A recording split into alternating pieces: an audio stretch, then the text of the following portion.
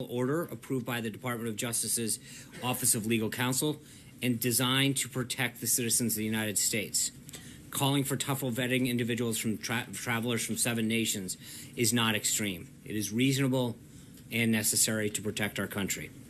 Around 9 p.m. last night, the President signed an affidavit of nomination for Mr. Buente as one of his first official actions as in his new post as Acting Attorney General. He signed a memorandum rescinding Sally Yates' guidance regarding the President's executive order to ensure its full implementation. Last night, the President also announced the appointment of Thomas Homan as Acting Assistant Secretary of Homeland Security and Director of ICE. Mr. Homan has a long career at ICE, most recently serving as the Executive Associate Director for Enforcement and Removal Operations. Having a professional in place like this to serve as the acting director is critical to ensuring the efficient administration of the President's agenda. One other update from a story yesterday. I hope you all saw the statement that was put out from the Joint Chiefs of Staff, where Chairman Dunford discussed the reorganization of the National Security Council, and he made it clear that he continues to fully participate in the interagency process and provide the best possible military advice to the President and members of the NSC. I really hope that that statement closes the book on the misleading narrative, and this should hopefully be the final time that we have to address what was in the National Security Directive. The family of the President also had, the President also had a very somber and lengthy conversation with the family of Chief Petty Officer William Ryan Owens. The President offered his sincerest condolences to Officer Owens' wife, his father, and their 3 children. Chief Owens was on his 12th deployment, from what I understand. We could never repay the debt of gratitude we owe him, the freedom that he fought for, and the sacrifice that he made, as well as the other members of his unit who were injured in this operation. Today in the Senate, 2 of the President's nominees advanced out of the committee. The Energy and Natural Resources Committee approved the nominations of both Congressman Ryan Zinke as the next Interior Secretary and the nomination of former Texas Governor Rick Perry as the next Secretary of Energy. Elaine Chao also gratefully received the approval of the full Senate to become the next Secretary of Transportation. I expect further guidance on her official swearing in to come very soon. The Senate Democrats have done everything in their power to slow the work of the Senate, while the President continues to take decisive action, just like he promised during the thing. So it's unfortunate the Senate Democrats remain so out of touch with the message that the American people sent this past November.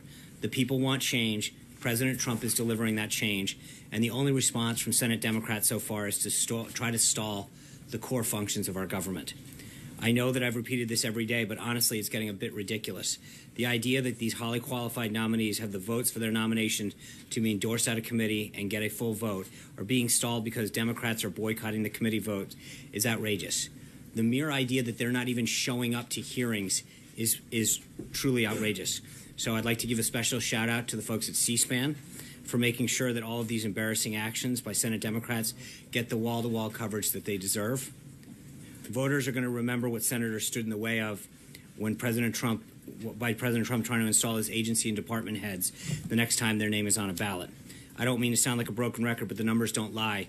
16 of President Trump's nominees to head major department agencies are still waiting to be confirmed.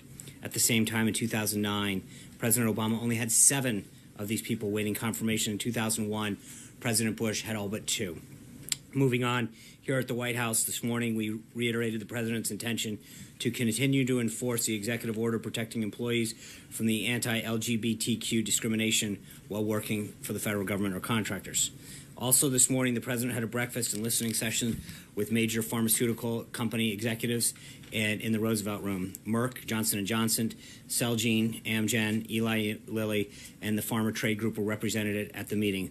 Chairman Greg Walden, chairman of the House Committee on Energy and Commerce, also participated. During the meeting, the President commended their progress in lowering drug prices, but also reiterated his insistence that there's more work to be done. He promised to continue reducing the burdensome regulations that raise the cost of doing business in America. He was pleased to hear that the chairman of Amgen, Robert Braidway, discussed how 1,600 American jobs will be added by Amgen. This administration will continue to prioritize jobs and make it easier for businesses around this country to hire more Americans. The President had lunch with Mayor Giuliani just a short time ago, who serves as the CEO of an international security firm, Giuliani Partners, and was tapped by the president to lend his expertise to the administration's cyber efforts. Mayor Giuliani was asked to initiate this process because of his long and very successful government career in law enforcement and his 15 years in private sector security, providing solutions for the challenges that we face in the cyber world. During the transition, the president announced that he intended to host a series of meetings with senior corporate executives from companies that are facing challenges such as hacking, intrusions, disruptions, manipulations, theft of data and identities, and securing information from technological infrastructures. These are the same challenges facing the government that are facing public entities and businesses, and the president believes that solutions to these issues will often come from the private sector. Following the lunch with Mayor Giuliani, the president will host a listening session with these cybersecurity experts and Mayor Giuliani. No consensus or advice on the recommendations resulting from the group are widely expected, but we do expect a spirited, wide-ranging discussion regarding the growing cybersecurity threats that our nation is facing. Later this afternoon, the president will sign an executive order, or potentially sign one, that the federal government cybersecurity efforts and give leaders the tools they need to keep the country safe from cyber attacks. The order does three main things. It secures the federal networks we operate on behalf of the American people. It'll work with industry to protect critical infrastructure and maintain our way of life, and it will advance the cause of internet freedom. More information will be available later this afternoon, but the executive order is the first step in the president taking the address of new security challenges in the 21st century. The vice president today participated in the Republican policy lunch in the Senate. He'll hold several meetings with members on Capitol Hill, the beginning of extensive outreach by our legislative affairs team on the president's Supreme Court choice. Tonight, the vice president will swear in Elaine Chao, as I mentioned. We'll have further updates. We expect it to be at 5 o'clock in the ceremonial office across the way in the old executive office building. Secretary Chao is one of the most successful cabinet American officials in American history, having been the longest tenured Secretary of Labor since World War II, and also serving as the Deputy Secretary of Transportation under George H.W. Bush's administration. She's the perfect choice to lead the Department of Transportation into what promises to be a significant period of modernization and improvement. As I already mentioned, the last thing on our schedule for tonight is the President's announcement of the next Associate Justice for the Supreme Court. Tomorrow's the kickoff for Black History Month, and the White House is excited to host a series of events this month in recognition of it. In particular, the U.S. Post Office will hold a ceremony tomorrow celebrating the official issuance of the Dorothy Height Forever stamp. Dr. Height led the National Council of Negro Women for 4 decades and is a true pioneer in the civil rights movement. Finally, a couple administrative notes. On Friday, the president will depart from this White House to the Winter White House down at Mar-a-Lago, where he'll spend the weekend and be holding meetings. Further guidance on both trips will be coming out throughout the week. And I'm excited to announce that following up on our announcement of expanding the press briefing room to Skype seats, we'll officially be launching the briefing room tomorrow. The inaugural panelists will be Natalie Herbeck from Fox 8 in Cleveland, Ohio, Lars Larson of The Lars Larson Show, Jeff Joby from Joby Publishing in South Central Kentucky, and Kimberly Kalunian from WPRI in Rhode Island. Not sure how she snuck in there. I look forward to virtually welcoming them to the briefing room. And with that, some questions. John Roberts.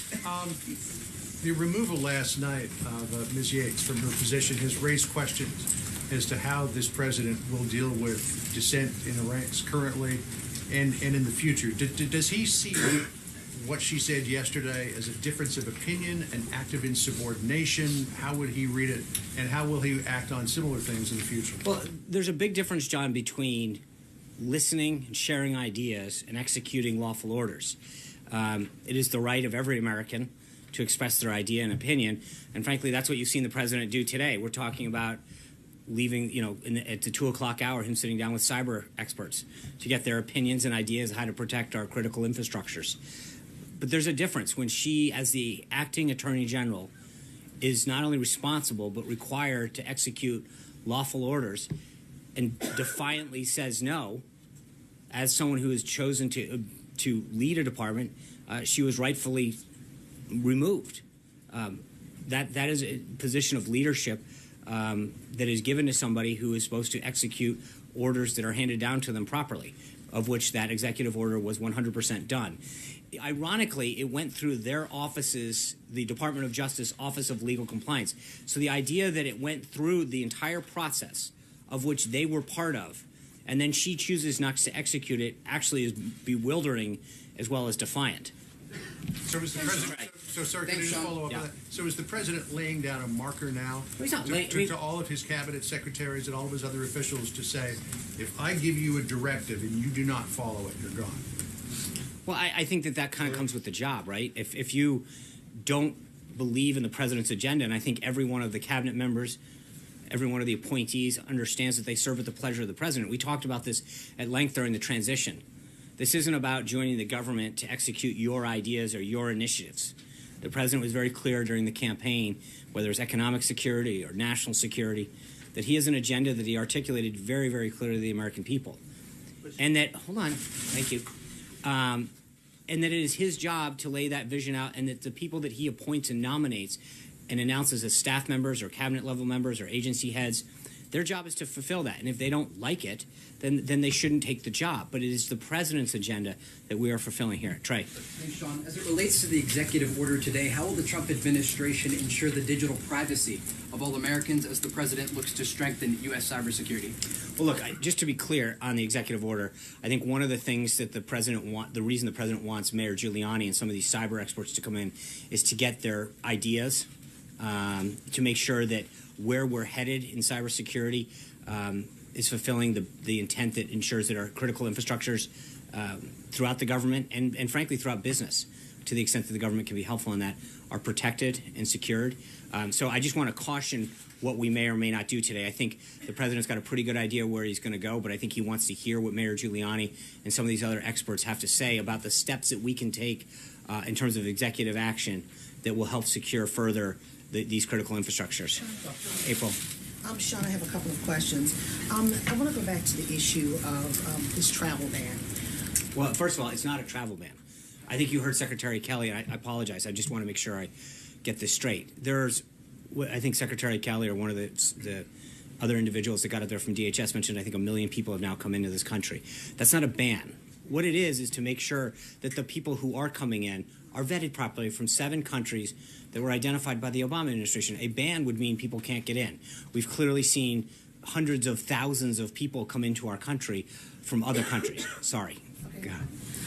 But mind you, I have 2 questions. I know, of course. So with all of this happening, and as you're trying to give specifics about what's happening, what is the concern about the fallout from other countries who are viewing this still in a certain way? Have you looked at the fallout and how to counter it and how to work with these other countries that may be allies or even may not be allies in order to prevent something from happening? Well, I think, April, one of the things that we're doing is trying to make sure that people understand what actually happened. You know, I saw reporting today that Secretary Kelly was out of the loop and he was on a plane and flying, and then it was reported on one of the networks and major institutions about what happened. Secretary Kelly comes out and says, I was briefed on this time, I was talked to on this time, the edits came from my staff. I don't know how, I don't want to spend each of these briefings talking about misinformation, but at the end of the day, a major newspaper and a major network reported today that they were kept out of the loop. The secretary detailed multiple occasions in which he was briefed on it. His staff made edits to it. I don't know how much more, and so I think part of what we're trying to do is make sure that people actually understand what happened, what the process was, and what the order actually does. Because when we use words like travel ban, that misrepresents what it is.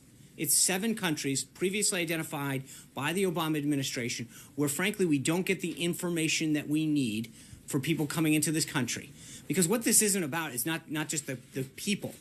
It's about the information that another country provides us. So we work with other countries, and we have systems in place to ensure that when you travel from our country to their, or from their country to our country, or vice versa, that we are sharing information about passengers and citizens that are going in and out. These 7 countries in particular, we don't have the information that is necessarily required to make an accurate determination at the time of entry into our country. So we are going to make sure that because that country doesn't have maybe either the systems in place or in some cases the willingness to provide us the information necessary to ensure that the people that are coming into this country are properly vetted. This isn't about refugees, it's about travelers. And that's what this is about. And so part of what we're doing is, frankly, making sure that other countries understand exactly what was in the order, how it applies, what it means to visas and waivers and all this kind of stuff. But for the most part, you've seen a lot of panic and then people actually stopping, reading the order and realizing, oh, that's it? And I think that's where we've tried to make sure that people have the facts.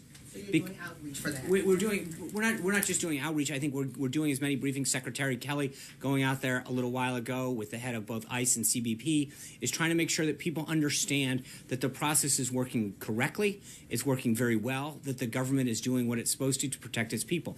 And that's the number one thing that we can do. Yeah. But wait a minute, I'm sorry, you're right. Okay, yes. Now, the president met with the pharmaceutical heads. Yeah. When is this meeting scheduled for Congressman Elijah Cummings and President Trump? After that call, Right. President Trump made My understanding is that Congressman Cummings he was invited to this meeting. He had a scheduling conflict, and we're looking at setting it back up. But he was invited to the meeting today. He informed us he had a scheduling conflict, and we're looking to get it back on the books as soon as we can. One-on-one, not That's what necessarily. I expect at this point. It'll be one-on-one. Sean? Yeah. Thanks a lot, Sean. Does the president anticipate a difficult confirmation fight for his nominee, whoever that is? No. I think that we've proven so far that the Democrats can try to obstruct, but at the end of the day, the will of the American people is going to overcome that. And if, again, what I mentioned at the outset of this is the advice and consent piece of this.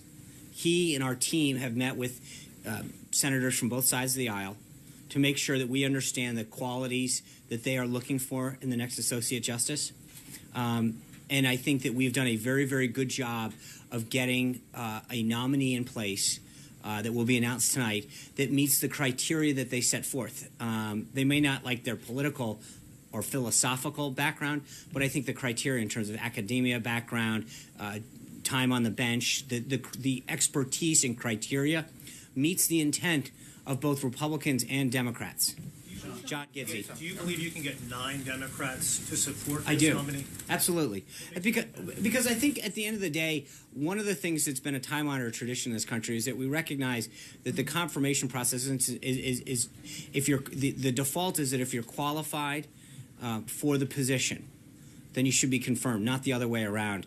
And I think that most Democrats realize that at some point having a court that is not fully operational is not the political fight to have. Sean, let John me Gizzi. ask you the obvious follow-up question then. At least one Republican senator has said Democrats have removed the filibuster from just about every other appointment aside from the Supreme Court. And he said several Republicans say they would have no hesitation about moving for another nuclear option if Democrats attempt a filibuster of any of the possible nominees. Is this something the president would support, and has he discussed it with members of the Senate? Well, I think first and foremost, taking a step to the last question, I think we're going to get the 9 senators regardless, and I wouldn't be surprised if we get more.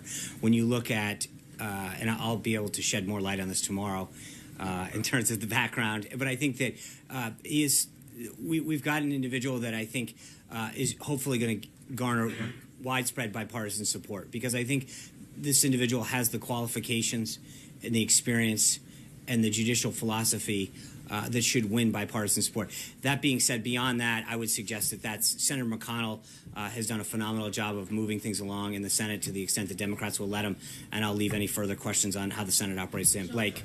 Sean, thanks. We know that the list of 21 was put out during the campaign. We Right. know that at 8:02 tonight, the president is going to reveal his election. Can you kind of fill the gap in between as to how often the president might have spoken with this person, whether there were any meetings here at the White House, just any of how he got there, and in the last hours or in the last days here, really, who has he leaned on to kind of narrow this down? And then a follow-up, if you don't mind. I will say I think I probably shed a lot more light on this tomorrow. I appreciate the effort to try to head that off, but tomorrow I think we might be able to have a little bit more of a discussion as to how the president came to this choice. He may touch on it a little tonight. I'll leave it to him, but but I appreciate that. Let me ask you then about news of the day. Prescription drug prices. Yeah. The president met with the pharma leaders earlier today. What makes him so confident that he can drive down drug prices, whereas administrations past have tried to do the same but haven't been able to? How is he going to go about it? Well, I think it's the story of his entire administration. He's a successful businessman and a top-notch negotiator. Several people tried to get the cost of planes down, the cost of the F-35 and the cost of the Air Force One, and through a couple conversations, he did it. Shaved billions off of the cost of both. Off the F-35, and significant off the next generation Air Force One. I think he has a track record so far just during the transition, but also as a businessman, he knows how to negotiate.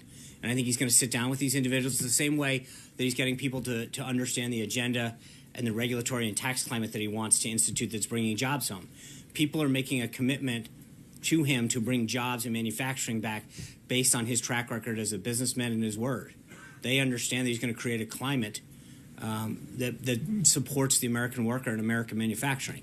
So I think, you look over and over again, the number of companies that want to come back and say, we want to be part of this agenda to grow the economy and to create jobs, or to help you fight on behalf of taxpayers, and I think you're going to continue to see that. He understands the challenges that the bureaucracy that's holding back some of the negotiating, that's allowing these prescription drug prices to drop, or get the best deal for the government in cases whether it's Medicare or Medicaid, who are such large buyers of the VA, that you've got such purchasing power that's not being utilized to the full extent. Hunter Walker. Thank you, Sean. The president is meeting with Mayor Giuliani today. What do you think of the mayor's claim that the executive order on those 7 countries evolved from the Muslim ban that the president proposed during the campaign? Is that accurate?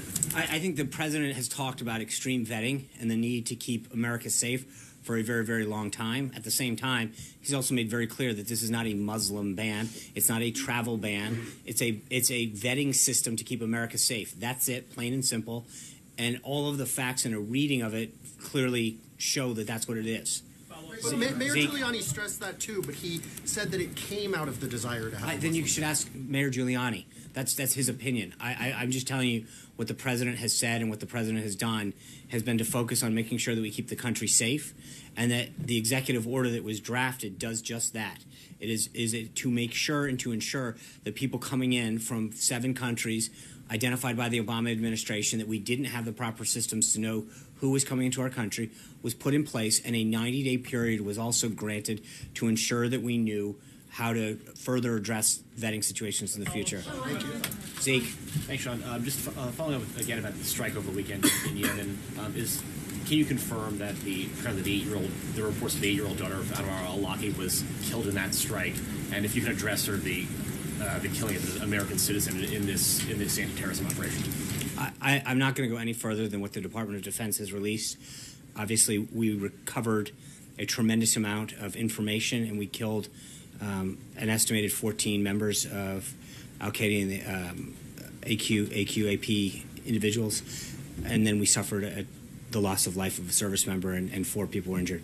That's as far as I'm willing to go at this time. Kristen. Sean, thanks. You're saying it's not a ban. This was President Trump's tweet yesterday.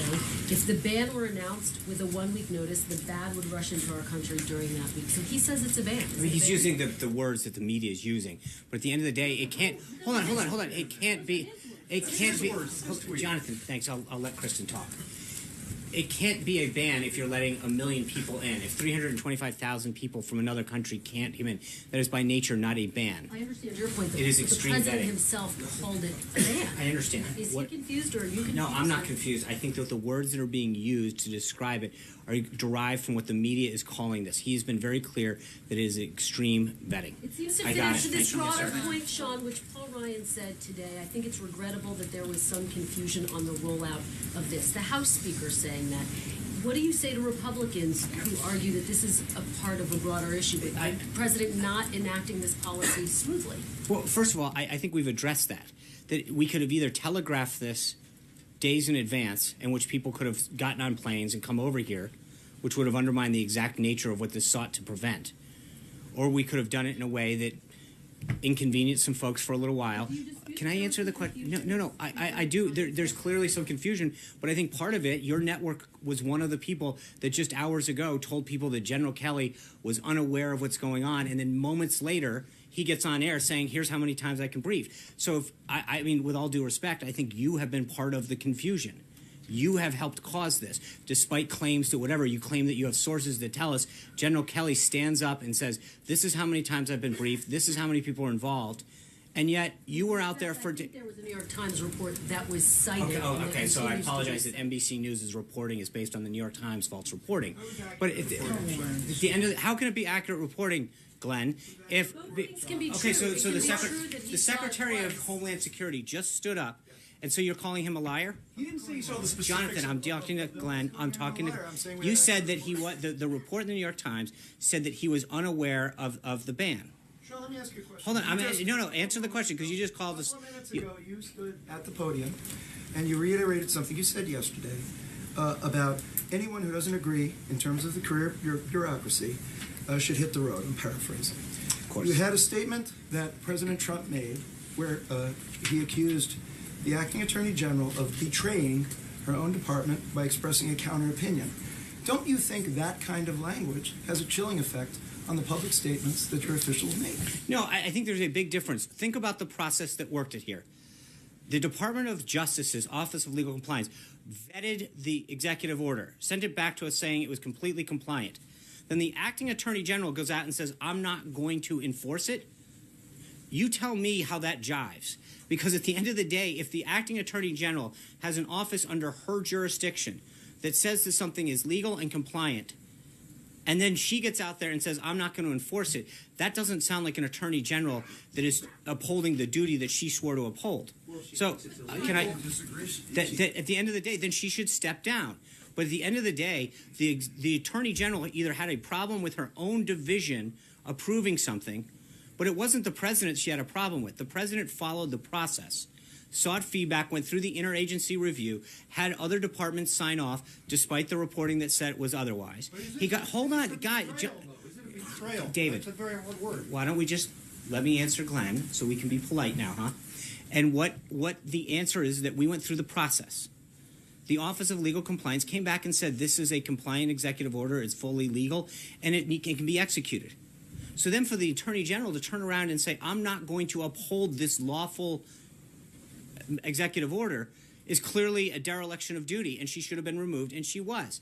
So I mean, I just, it is odd to me that we're having a discussion about somebody whose job it is to execute lawful orders, who chose not to do it, who chose not to do it, and then we're questioning whether or not we were right to remove her. That's the right thing to do. And if you looked at the folks from the right and the left, constitutional scholars this morning, they said we might not agree with some of the policies or the political or the party of the president, but he was right to do this. He had every right. Why use the word betrayal? Because the department's job is to execute. I mean, they're the Department of Justice, and if you have a legally executed order, and the Attorney General says, I'm not going to execute it, that clearly is a betrayal of what she's supposed to... I'm not going to define the word, Glenn. Yeah. Sean, I think the New York Times report said that the Secretary did not receive a full briefing until the executive order was being signed. So my question is, can we expect that secretaries, agency heads, when there are future executive orders or changes of policy, may not receive full briefings? Look, the Secretary was briefed on multiple occasions with the language of the order. I don't know how you can say this any other way. About a full briefing, which is what the New York Times reported. And I'm telling you that I don't believe the New York Times reporting is accurate. That what I'm telling you is that the Secretary on multiple occasions was briefed, his senior officials were briefed. Not just briefed, they were part of the drafting process. It went through, not only that, just back up. So they get consulted and briefed. It goes through the Office of Legal Compliance. Then it gets shipped out to the NSC and the Homeland Security Council. This went through a very, very extensive staffing process. So the idea that you can talk whether or not he got fully briefed, or he was briefed multiple times, saw the language, his staff made edits, it came back multiple times. I'm not sure how much more briefing you can do. Yes. Thank you, Sean. Zoe Daniel from Australian Broadcasting. Thanks for taking the question. The Australian government made a recent deal with the Obama administration whereby the US would take refugees from Australia's offshore detention centres. Now, most of these people are from Iran, but also some are from Iraq and Somalia, among other places.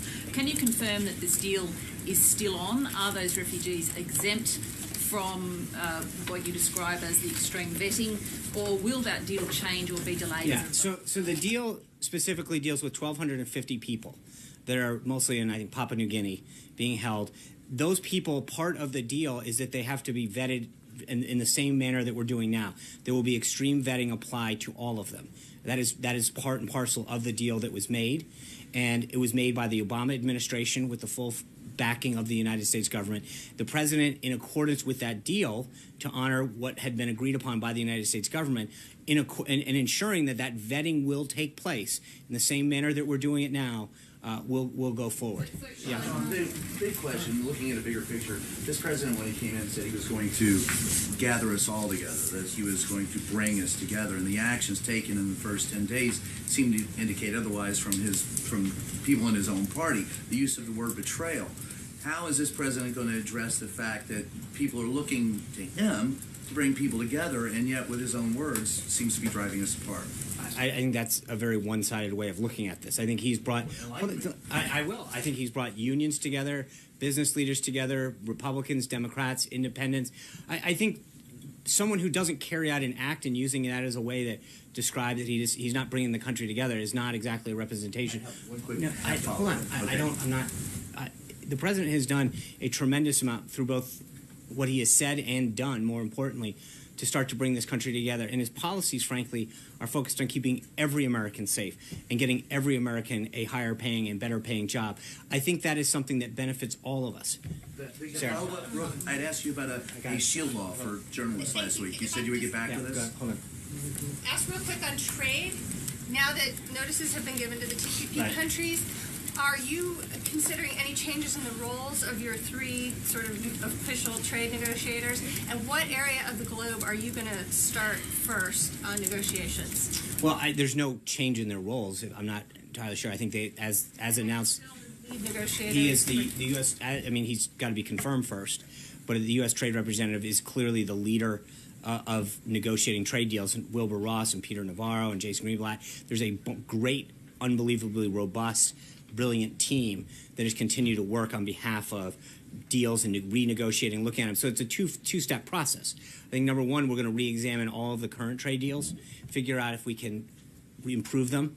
But secondly, I think we're going to start talking to other countries around the globe, including some of those TPP partners. I think of the 11 other countries, 5 of them we have current trade deals with. So you would examine those to see if we can improve upon them, and then look at the other countries in there and see if there's a willingness to engage with some of those other countries. Yeah. Sean, the president has previously indicated that he would encourage the targeting of families of terror suspects. Is that still his current position? When did he say that? It was on Fox. Right. He said the other thing with terrorists is you have to take out their families. Well, I think he's been very clear that when it comes to seeking out ISIS and other terrorists, he's going to lean on Director Pompeo, General Mattis, and seek their opinion on stuff, and I think that will be continued. Sarah? And the families of terror suspects, civilian members of families. Thank you. Sean. Right back. I got you. Sean. You on Guantanamo, Sean, thanks for taking this question. I know that you've indicated at that podium that there will be further action. What does this look like? And there are 5 detainees that have been cleared for transfer that are sitting at Guantanamo. With this administration take action in the next coming months on those detainees? I think all of those actions are being currently reviewed, and we don't have anything further at this time. Yeah. Hi, Evan Lehman with Jeanine News. Thanks for taking the question.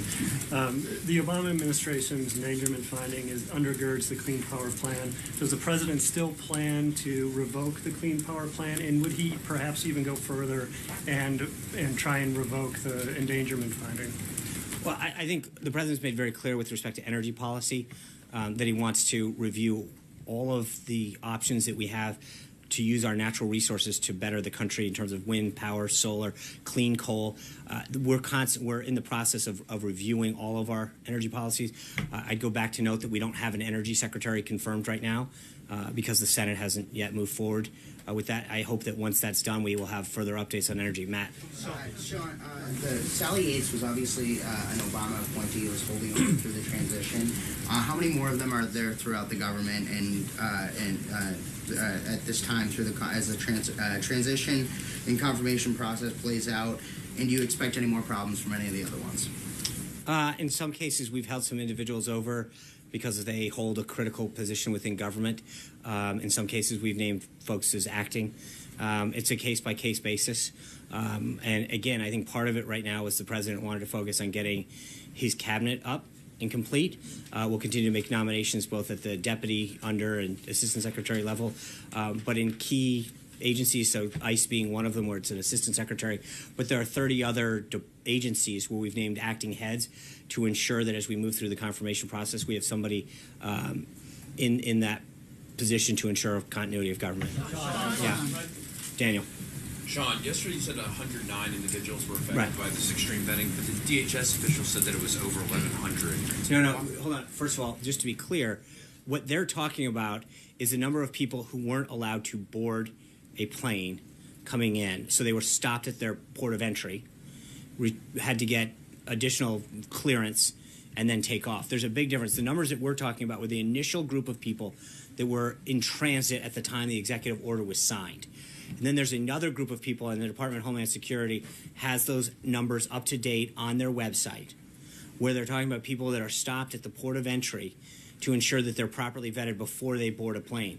So there's a very, very delicate distinction between people who were on the plane coming into this country when the executive order was signed, all of who've been vetted and cleared, and the people who have been stopped at a port of entry in one of those 7 countries to ensure that the proper vetting took place before they were able to move on. Yeah, Sean, Hallie's question was about civilians that are being targeted by the administration in anti-terror raids. Right. And Zeke's question was about al-Awlaki's daughter. So let me ask you, is the president willing to kill and target American citizens, even minors, just because their family members are terrorists? No American citizen will ever be targeted. Yeah. One more follow-up there. I got it. Go ahead. If you're qualified for the Go position, ahead. you said earlier, if you're qualified for the position, you should get confirmed. That's not how Merrick Garland was treated in the previous administration. No, there's never been a situation in which you had a 4th term, someone that late in an election cycle. That had never occurred before. And I think that the Senate Republicans were very clear that we should wait and let the voters have a choice. And that's exactly what happened. As I noted at the beginning of this, 70% of people thought that the president's choice for the next Supreme Court was a major decision. That was something he campaigned on. I think when you're that late in a term, it had never happened before. And the goal was to make sure that the voters had a say in allowing that to happen. And I think that clearly it worked. The voters looked at that.